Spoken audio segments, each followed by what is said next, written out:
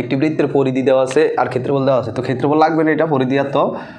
আর বলছে বৃত্তের বৃহত্তম জ্যা কত, জ্যা হইলে যে দুই বিন্দুর ছেদককে জ্যা বলা হয়। কিন্তু এভাবে জ্যা আঁকতে আঁকতে যদি আমরা এভাবে আঁকতে আঁকতে সবচেয়ে বড় একটা জ্যা কি, সবচেয়ে বড় যেটা হবে বৃত্তের কেন্দ্র সোজা, সবচেয়ে বৃত্তের কেন্দ্র সোজা, এটা বড় যে। আর এই বড় যেটাকে বলা হয় ব্যাস। বড় ব্যাসকে আমরা এই 2r দ্বারা প্রকাশ করি। আর হলো ব্যাসার্ধ, ব্যাস কি 2r। তাহলে এখানে পরিধি দেওয়া আছে, তো পরিধির সূত্র কি 2πr।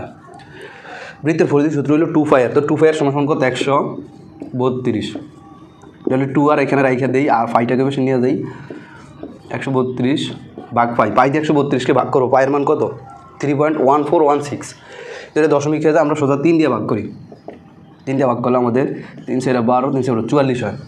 ঠিক আছে, এখন 44-এর কাছাকাছি কোন মানটা আছে, এটা 66, এটা অনেক বেশিটা বাদ, এটা 22 21 এগুলো বাদ, এই যেটা